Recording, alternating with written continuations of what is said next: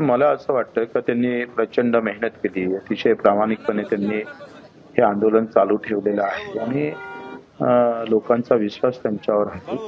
या सगळ्या आंदोलनामध्ये काही अपवादात जे काही गोष्टी घडतात ते जाणीवपूर्वक त्याला वेगळं वळण लागावं असं काही लोक करतच असतात. त्याला आपण बळी पडू नये एवढीच विनंती आहे. मला वाटते का एका एका व्यक्तीवर कोणावर आरोप करून आपण त्या आंदोलनाची दिशा बदलली तर ते चुकीचं होईल. आम्ही त्यांच्या सोबतच आहोत, पण मला असं वाटतं का त्यांनी एकदम एवढ्या टोकाची भूमिका घेऊ नये. कारण एवढ्या महिन्याची मेहनत, एवढ्या लोकांचा विश्वास आणि मुद्दामून आपण असं पाहतोय का याला वेगळं वळण लागावं असं काही शक्ती काम करत आहे. त्या शक्तीचं बळी पडू नये एवढंच मला असं वाटतं. आणि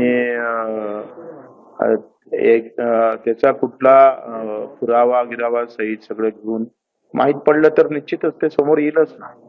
पण आपण कुठल्याही प्रकारची अर्धी अधिक माहिती घेऊन जर अशा पद्धतीनं समोर गेलो तर त्याचे परिणाम समाजावर पडेल.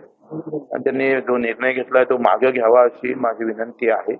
लोकांचं मत पण तेच आहे का आपण तिथे गेल्यापेक्षा अधिक काही लोकांची बैठक घेऊन काय निर्णय घेतला पाहिजे, समोर कसं गेलो पाहिजे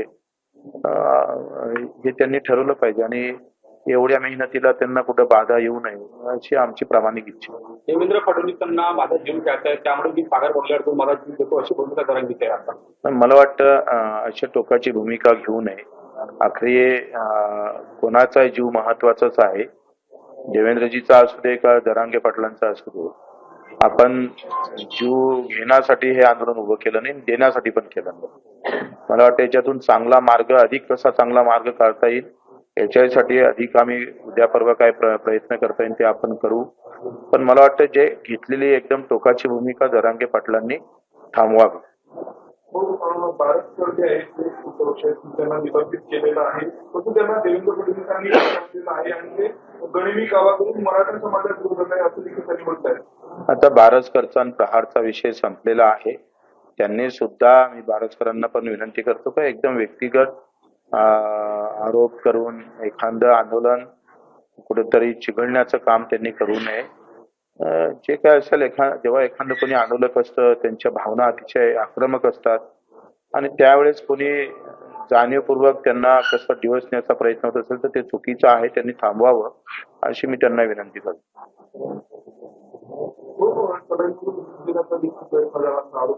ते मला माहित नाही, पण असं होणार नाही. असं कोणी केलं असेल तर त्याला तो सजा भोगणारच.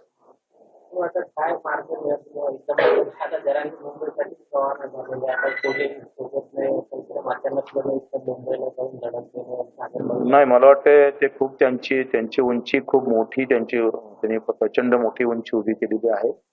ते आता फक्त एका गावापुरते नाही तर त्यांच्या मागे करोडो लोकांचा विश्वास आहे आणि त्यांनीच असं हतबल होऊन डायरेक्ट तिकडे जावं हे चुकीचं आहे. मला वाटतं त्यांनी घेतलेला निर्णय मागे घ्यावा. समाज हितासाठी सुद्धा त्यांनी मागे घेतला पाहिजे आणि त्याच्यामुळे जे काही दुष्परिणाम पडेल त्याचा खूप चुकीचा संदेश जाईल.